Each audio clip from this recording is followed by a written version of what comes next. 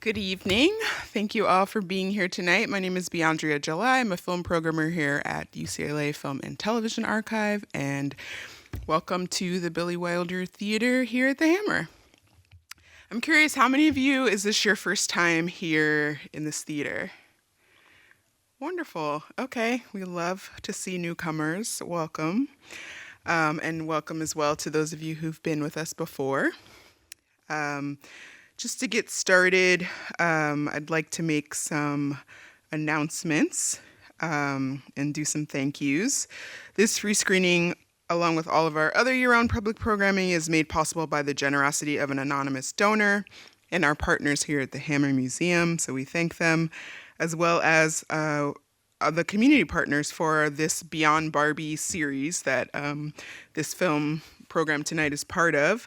Those are Film Fatales, Las Photos Project, UCLA Center for the Study of Women, Barbara Streisand Center, UCLA International Institute, and Women Under the Influence. So we thank all those community partners. Also, of course, want to thank the wonderful archive staff, including our theater manager, projectionist, and our student theater staff here tonight. They're in the middle of finals, so we really appreciate them showing up to work tonight.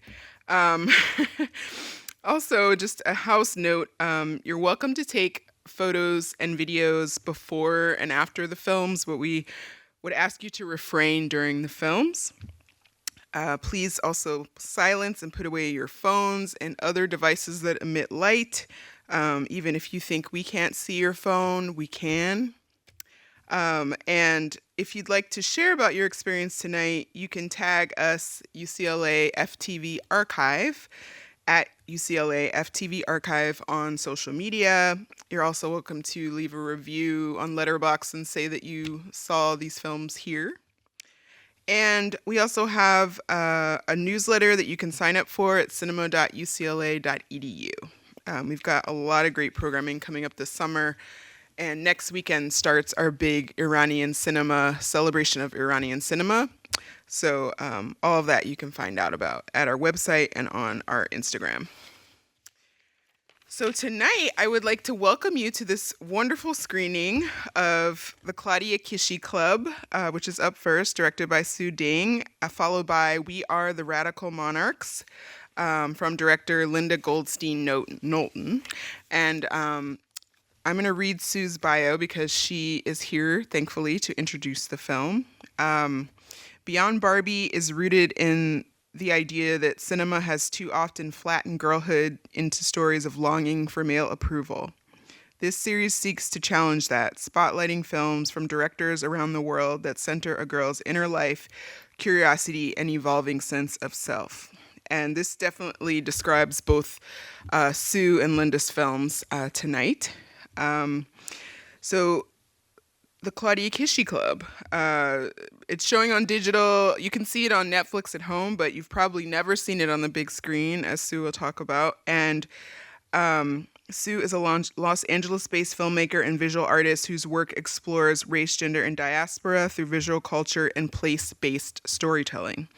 She has directed, of course, the Claudia Kishi Club, but as well as Makeover Movie, which was an IFDA in 2023, as well as How the West Was Fun, which was in the True False Film Festival in 2025. She's also done work for Netflix, PBS, and the New York Times.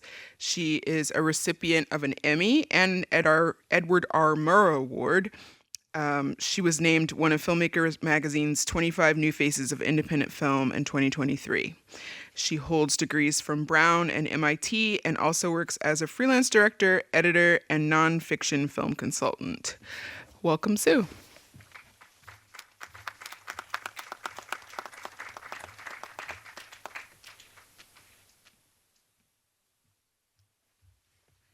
Hi, everyone. Okay, I'm curious about, we're doing a lot of polling today. I'm curious, how many of you here tonight are familiar with the Babysitters Club? Okay, great, great, yes, okay. So the Claudia Kishi Club is a short documentary about one of the characters from this book series that was huge in the 80s and 90s and became a TV show and a movie. And growing up in the 80s and 90s, there were not a lot of Asian American characters in popular media. And so she was a really big role model for me. And as an adult, I realized she was an important influence for so many other Asian Americans, especially those of us in creative fields. And so this film is, a tribute to her, and it's about the importance of representation, and more than that, just about having a voice in culture. I'm really excited to be screening alongside We Are the Radical Monarchs. I'm a huge fan of the film and of the Radical Monarchs. And I'm really excited to be screening in this amazing theater. The Claudia Kishi Club was originally supposed to premiere in March of 2020. So all of our in-person screenings got canceled due to the pandemic. And this is actually the very first time that it's screening in a movie theater. So I'm really excited. And thank you, Beandrea, for programming it, and to the Film and Television Archive for hosting all of us, and to all of you guys for coming out. I hope you enjoy the screening. Yes, I stood in line like at 7 a.m. when I was in sixth grade to see Ann M. Martin at a bookstore. I camped out. My dad was the chaperone with me and my two friends, and it was a big day. I remember that. So I love Claudia's always been my favorite, which is why I wanted to show this film. Um, I also want to tell you a little bit about We Are the Radical Monarchs. Of course, we're going to have a Q&A with Linda as well as Anayvette, who's one of the founders of the Radical Monarchs.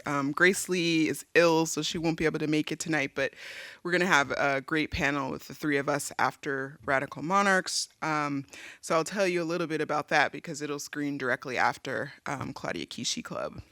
So We Are the Radical Monarchs introduces us to a remarkable group of young girls in Oakland, California, circa 2016, who are redefining what youth empowerment looks like. It was founded by Anayvette Rivera Amador and Marilyn Hollenquist. The Radical Monarchs are not your typical scout troop. Their mission is to equip girls with the tools to navigate and challenge systemic injustice through the principles of solidarity, activism, and what they call fierce sisterhood. Fierce Sisterhood is at the heart of the Radical Monarchs' work, and it's about building a powerful bond among girls and women rooted in love, trust, and interdependence. It's also inspired by the teachings of Bell Hooks, Patricia Hill Collins, Gloria Anzaldúa, and other radical women of color. This sisterhood creates space for vulnerability and growth and fuels the collective power to fight for change. Directed by Emmy-nominated filmmaker Linda Goldstein Knowlton, We Are the Radical Monarchs follows the troupe and its founders over 3.5 years in Oakland in 2016 before that year's presidential election. So it's very much resonant for our time. The doc captures their triumphs, challenges, and growing national impact. What emerges is not just a portrait of a movement, but a vision of the future, one led by girls who are leaders of tomorrow and today. It premiered at the South by Southwest Film Festival in 2019 and later aired on PBS as part of its POV series in 2020. All right, enjoy the screening, and I hope you'll stick around for a Q&A afterwards. Oh my goodness.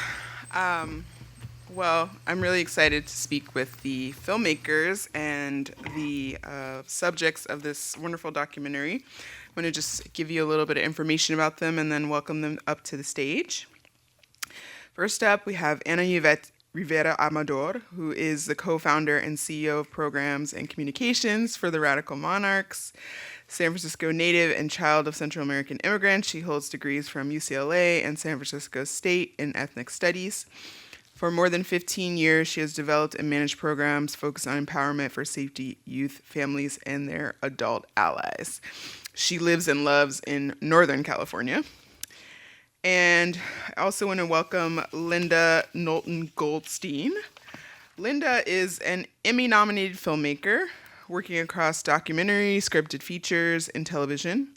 Her most recent film, Split at the Root, which is on Netflix in 2023, premiered at South by Southwest and was released by Anna DuVernay's Array. Her directing debut, The World According to Sesame Street, premiered at Sundance in 2006. And she produced acclaimed features Whale Rider, love Whale Rider, and The Shipping News. A member of the DGA and the Academy, she directed one of 6 Emmy-nominated films in the PBS series Makers, Women Who Make America. So let's welcome them to the stage. Come on down.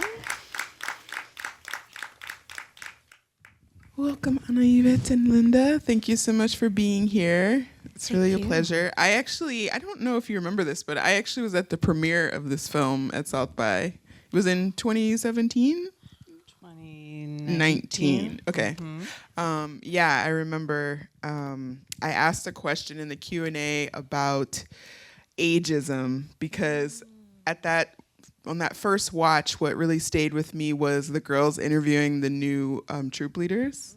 And I remember I kind of fumbled through a question, and then you turned to the girls and were like, she wants you to talk about ageism. Because you're like, oh, we get asked this all the time, you know. But it was for the girls, like, what is it like being, treated like you have something to offer, which, looking back, I'm like, it's kind of I don't know if I would have asked that, but, it's just speaks to the power of this film and how you really model what you're teaching.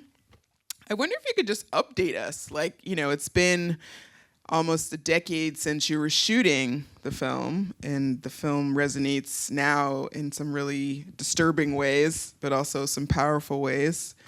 Update us about the girls and about the organization. Okay, hello everybody. Anayvette. There has been so much growth in these 10 years. So as you saw at the end of the documentary, we got our first kind of big grant from the Novo Foundation, which allowed me and Marilyn Hollandquist, the other co-founder and my bestie work wife, to be able to suddenly do Radical Monarchs full time. And so that was the game changer that allowed us to be able to put down our day jobs, which were very challenging and time consuming, and to be able to focus fully on the Radical Monarchs. And so we launched a second troupe that you see in the documentary. And we just kind of continued to support. We started to really just kind of be able to build the infrastructure for like, okay, what does it mean to like, what is our like structure for like rolling out troop launches and looking for troop leaders. And then when the pandemic hit, we had just launched our very first Bay Area cohort of troops. And so it was San Francisco, our first SF troop, Richmond, there was 2 Oakland troops. Yeah, so I think it was 4 troops. It was like a cluster of 4 troops. And then suddenly we were like in lockdown. And so Radical Monarchs in early pandemic was like a really intense time and trying to, just like everyone else, trying to figure things out. And all of a sudden it was like, how do we adjust our curriculum to be, Zoom appropriate and all of that, and attention spans are real for kids. But one of the upsides of all of that was we suddenly were kind of like, oh, maybe there is a way for us to actually support the launch of troops that are like out of state and across the country. And so it kind of facilitated us being able to actually expand nationally. And so now we exist nationally. And so we've had troops in Minneapolis, troops in Denver. We have a troop in DC. We have 3 troops in New York. We have 1 in the Bronx, 2 in Brooklyn. And we continue to grow. And so we had a South LA troop that graduated last June. We currently have a Long Beach troop. And there is an El Sereno troop that is launching this coming fall. And so we have absolutely grown, and we were able to hire then our first staff. And so it was not just me and Marilyn. And so we were able to hire a programs manager and then a programs coordinator. And so we are still a very small but mighty team. And so we are a full-time team of 3 now. Wow, that's incredible. That's so good to hear that. You don't always hear that, you know? So that's wonderful to hear. And just the girls in the film, obviously one of them is your kid. So you probably know how they're doing. Tell us a little bit about any highlights. Like the girls are now what, either in college? They're in college? How are they doing? So our youngest in the documentary from Troop 1 just graduated from high school. Amia. No, Oh, Amia Maya. is in her first year at UCLA. Oh, is she? Yes. Wow. Yes. I did not know that. I would have invited her. Yeah. Well, she's not, because it's summer, so I guess they're already home. Yeah, she's already back home in the Bay. And so no, Amia was not our youngest, actually. It was Skaru. And Skaru just graduated from high school like a couple of weeks ago. Wow. And so the rest of the Monarchs from Troop 1 are either in their first or second or going into their third year in college. Wow. So it is wild and unreal. And they're all doing amazing things. Some of them, are at 4-year universities, at historic Black universities, at Brown University, Berkeley. Some of them are studying to be herbalists. So it is like they are out there doing their thing. It is really phenomenal to watch. Yeah, maybe they'll be troop leaders at some point. Linda, I wanted to have you speak about, you were telling me earlier there was a moment where you knew you had a documentary when you were at first you were just kind of shooting exploratorily. Tell us about that moment and how you first connected with Anayvette and Marilyn. Well, I knew that, just from what the organization was and meeting Anayvette and Marilyn, just their kind of brilliant presences, I think that's a word, that I knew that these women would be able to lead this film. And they're leading their organization. And I was so excited to work with them. But then there's this, there's all these kids. And how are they going to be and how are they going to be with the camera and just the whole thing. And we were at the troop meeting where they were kind of going through the gender spectrum, and just some of the answers that they had, some of them were just like, yeah, that makes sense, and then it was like, oh, that's nuts, and it was just like, oh, they're so comfortable in their own skin. They were like distracted by the camera, I would say, for like 20 minutes, and then it was like, yeah, whatever. And I just thought the Anayvette and Marilyn, the curriculum, and just how open the kids were and how curious, right? And it was like, oh, we have a movie. Yeah. Done. And, a lot of the characters in the movie are kids.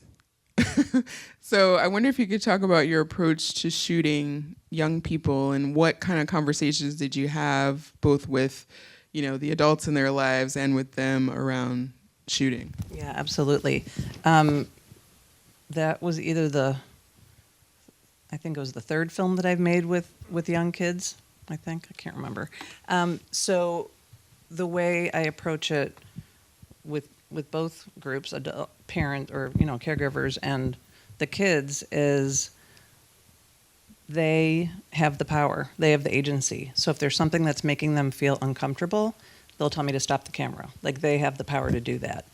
That's the first and most important thing, is that they feel safe and that they feel comfortable. And to ask all the questions and all of that. So, and I said, and it also goes for the adults, right? It's like, you now are finding yourself in an uncomfortable situation that you don't want filmed.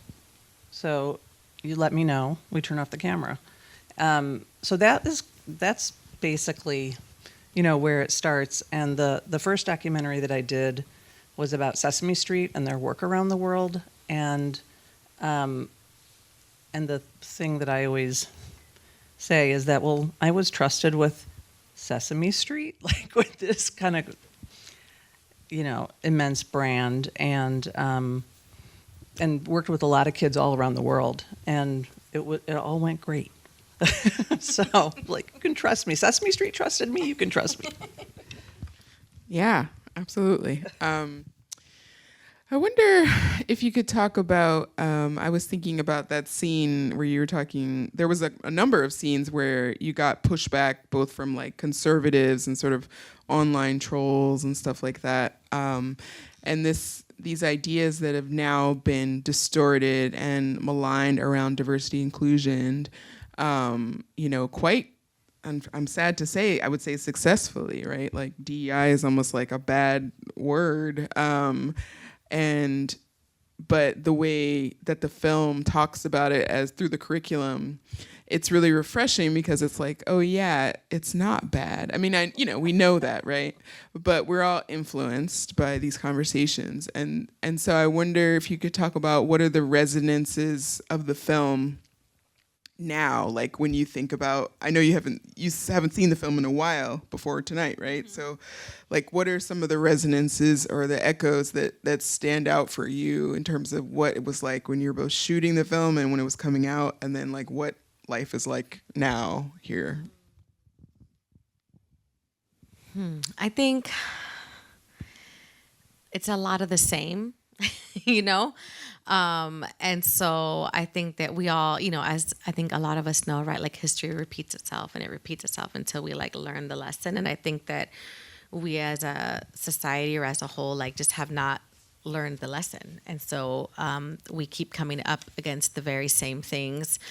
And so I feel like things don't feel different now. I think they just feel more overt. I think that before, I think a lot of these experiences were like, coded under like liberal racism. And I think that now it is like very overtly. I mean, we can point to so many things that are happening right now, even just like locally here in LA right now, right? So it's like, it is like the mask is just completely off. And so I think that, for us as Radical Monarchs, I think it just fuels the work that we do every day. And it's just a reminder of like, oh no, this is still very much needed now more than ever. Yeah. What about you, Linda? Anything? Oh, I mean, the number of times, when Trump got elected, the scene where they're, like the huddle up to talk about Trump, that plays through my mind all the time, and it's like, oh my gosh, these girls and so many kids and all of us, frankly, too, but that, there are real fears. It's real fascism, and, we're doing this again. I can't believe we're here again. I can't. I can and I can't. Yeah. It's like, but the overtness is like, that's the part that's like, it's not shock. The shocking part is that the lack of pushback or anyway, but so I think about, the girls' reactions and like, I'm afraid about this and, what can we do about that? And I just, so, and so their push forward, I also think about often of like, yeah, this is bad and we can do something. We're not just going to sit idly by and let this shit happen. So that always makes me feel empowered. I tell people, it's like, if you would like to have some hope and feel some joy, watch this movie, because it's like, it's dealing with the real stuff and positively, like, we got to keep rolling. We got to keep working. Yeah. Of course. I was actually just telling Linda when we were like watching a piece of the film again and that scene played, I was like, oh, that was like the birthing of what we now call like the radical huddle up. And so we actually like codified it into like a lesson plan that anytime there is something current happening that is like traumatic in the community or in the world, that our radical troop leaders have a sort of like outline lesson plan to plug into, where where they can create like a safe space for monarchs to like express like how they're feeling about whatever XYZ that is happening, right? It's like at one point it was like the tiki torches in North Carolina. At the second point it was like, George Floyd. Like, it's like there's always something happening, unfortunately, that is traumatizing to our young people. And so we now have like codified it as a lesson plan, and we have it like whenever there is something traumatic happening, like our troop leaders implement that kind of a that format of like, okay, how are monarchs feeling? What are our questions about what is happening? And then what do we want to do to kind of help move them through those feelings in like a really safe and affirming way. Wow, that's cool. Yeah, that actually is a great segue into. I was thinking about, in the time that's passed, what do you feel like the impact of both the documentary and the work of the Radical Monarchs has been, like in any form or fashion? You could start with you yourself. Me, myself. Oh my gosh. I mean, I think that I just am always in awe when I am seeing so we have troops now all over, the country. And so we fly to go and observe them and to like meet those monarchs and to meet those families and to see like, the curriculum, in practice. And anytime I go to do those observations, I am always just kind of like, oh my God, like I never envisioned that this would exist in DC, in Minneapolis, in Denver, all the places that it exists. I'm just kind of like, oh my God, this is like really happening. And it's so powerful and affirming to see. And it gives me a lot of hope. And it's beautiful to see how each troop in those areas makes that, has their own flavor or puts their own spin on like the work in terms of like the history of the community that it's in. And so I love seeing that. And I think also, I love seeing what our alumni have been up to, and so like I mentioned earlier, like so many of our alumni, are in college or have chosen like other paths of like higher education. And so witnessing them in what are the things they're involved in and passionate about now, whether it's like, criminal justice or whether it's like Diani is like really active on campus around like climate chaos and like climate change. And she like often is like, I often reference like our Bacha Mama Justice badge, Another one of our monarchs is like studying up in like Northern California around like what school is that? I think it's Humboldt, and working with like the native Yurok tribe in the area and learning about how indigenous communities have always, been involved in like or always practiced safe fires, right, to prevent like widespread like forest fires or whatever. And so I'm just kind of like, wow, like look at them really just kind of like taking that learning and those like seeds that we planted years ago and just kind of like running with it and just doing amazing, phenomenal things. Actually, yeah. I was going to ask you, sorry. Go for it. I see Katsali on the social media all the time. Mm-hmm. She seems like she's like super active. I can't quite tell in what at Berkeley. Like what's Katsali up to? She's involved in everything. Yeah, like everything. Like they're just like she's constantly like at marches and promoting like this action and this activity. And so yeah, like they are just doing phenomenal things. Yeah. That's wonderful. Yeah, it does give you hope, right? Because so much of, what we're dealing with now, it's a long game, right? Like you said, the seeds that you planted, and who knows, they're already doing amazing things and they're so young. And it's just the beginning, for them. So that does actually make me personally feel better. And that was kind of the hope in programming this too, is that, like you said, Linda, the balance of like not running away from what the reality is, but also being like, there is this new generation that is standing up.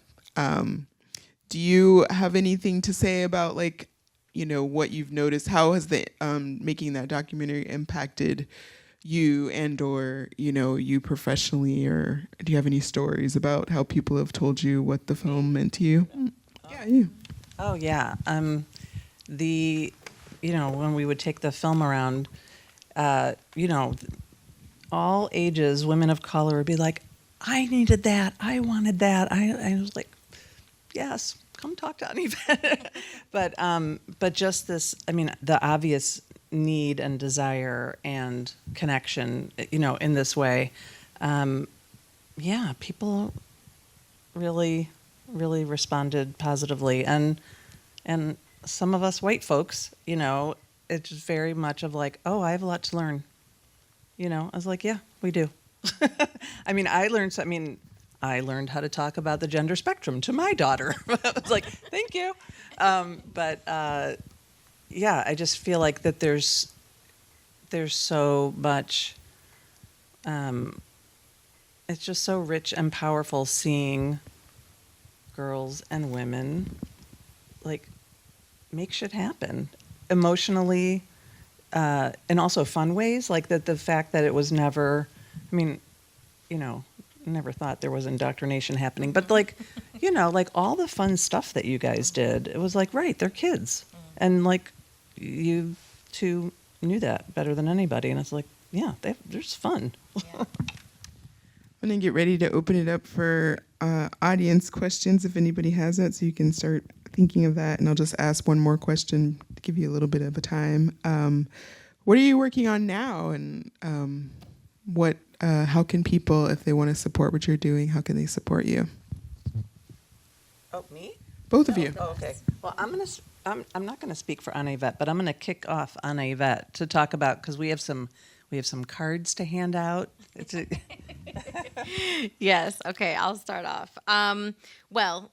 As amazing as it is, and it's been to be able to expand nationally, and the fact that we're like 10 years into this work, you know, our organization has been impacted like many organizations with this new administration and with all the cutbacks. And so we recently have been just like really struggling to be able to like raise money. And we had several foundations like not renew their grants with us, or come in at a lower rate than we were expecting. And so we've definitely been hit, just like a lot of our other, you know, nonprofits who are doing really great work. And so, yeah, and so we just had a spring flash fundraiser, and we're trying to raise $200K to help us, you know, stay afloat. We reached 150, and so we're still trying to raise the last 50K. And so there are several ways that folks can support us. And so one is we have really cute merch. We have like super cute sweaters and t-shirts and tote bags that you can buy. And so the flyers have the QR code if you want to buy, you or your family or your friends, like some merch from us. You can also become a monthly donor, sustainer for whatever amount, even $5, $10, but that really does make a difference to us. And we also have like, if you have connections to folks in the foundation world and like know someone, like having someone on the inside is like half the battle in this world, in this like fundraising philanthropy world. And so please connect us if you know folks. And then lastly, we even created a house party toolkit. So if you were to want to host a screening of the documentary for like your friends in your own home, we have a toolkit to help us fundraise and like have people like pay $20 or whatever they want to, you know, pay to see the film at your place. We have a toolkit that makes it like super, super easy for you to plug in and to be able to do. So yeah, so just a couple of ways to support us. And so we brought some flyers, and so we'll hand those out to folks. And please take a couple for yourself or some family, friends, coworkers, whatever. And Linda, what are you working on film-wise? I'm working on two things. There's a film that I produced that's premiering in New Zealand in a couple of weeks about the Samoan novelist Sia Figel. And the director's been working on this film for 9 years. I've only been with it for 3. And it's very powerful and about this artist's struggles with her mental health. And we're very excited to be premiering in the Pacific. And so yeah, that's in a few weeks. And then I'm working on a new film with my friend in the audience, Tessa, about her aunt, Arlene Carmen. Do you want to come talk about the film? She's like the most badass woman you've never heard of. And she was a church administrator in New York from 1967 to 1994, and in partnership with the minister there, they created a program, the Clergy Consultation Service on Abortion, that helped women get safe, illegal abortions before Roe. They also created this program for sex workers to have community and safety and get some legal advice and just be with people who see themselves as they see themselves. And then they were also very involved early in the AIDS crisis. So we're going back in time. So it's been a pleasure and a joy and energizing. So that's where we are. We're beginning-ish. Wonderful.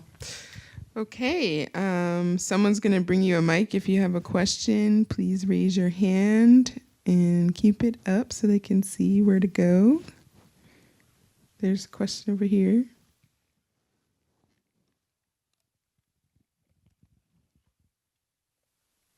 Is that you, Tracy? Tapping. Are you there?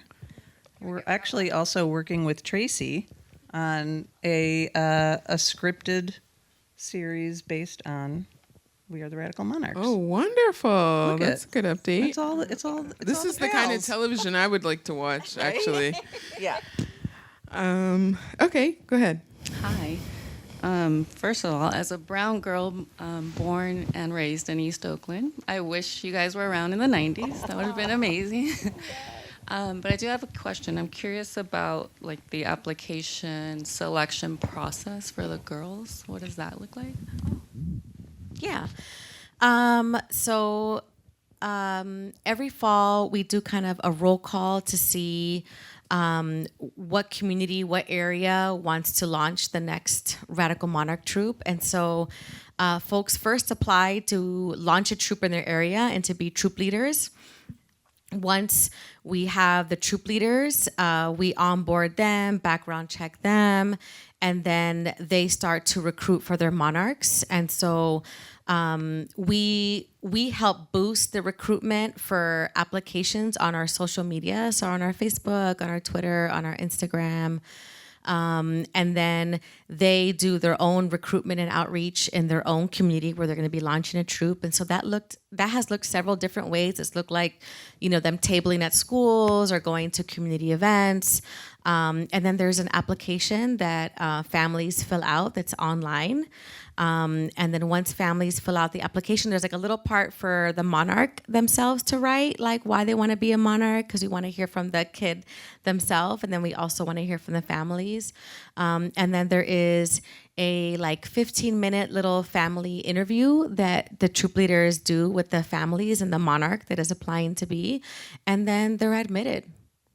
Yeah, it's a pretty simple, short process.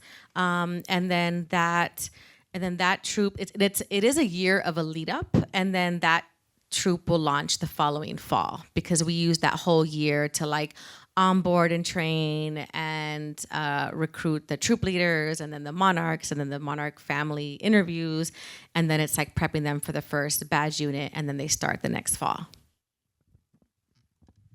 Cool. Anyone else have a question? Now, this question is, since you're open and frank, especially with the kids, how do you prepare the parents? Great question. Well, so as a part of the family interview that we do, and as a part of the application, actually, there is a question in there where we're in Radical Monarchs, these are the kinds of topics and things we talk about. How comfortable are you in supporting your kid in learning about, these topics? How will you as a family support and affirm these conversations? So we asked that from the very jump in the application. And then in the family interview, I believe we also will follow up and just kind of ask how comfortable are you with these topics? Are there certain topics that you are not as familiar with? And then before every unit, so before a new unit begins, our troop leaders always send the families, we call them badge snapshots. And so it's like a snapshot of what the monarchs will be learning, like the goals and the outcomes of that unit. And so families get a heads up. And typically in the snapshot, there's also some links for like resources if parents or families wanted to do like their own kind of like learning and research.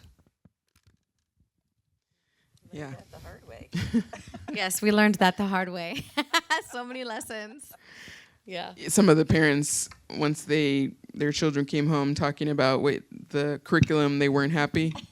You know, it's everyone, our families come on a spectrum, you know, in terms of like their comfort level on different topics, you know. So you have some families that are like really like hardcore around like, you know, Pachamama justice, environmental justice. But then when we get to the Radical Pride unit, they're like, I don't know, you know? And so, you know, here's the thing is like, you know, these are your kids and, we're not gonna like force you to, you know, like you have the agency, myself as a parent as well, right? If you want to keep your kid home from a certain activity or a certain unit, you have the right to do that as a parent. And so we have had parents exercise that right, and that is fine.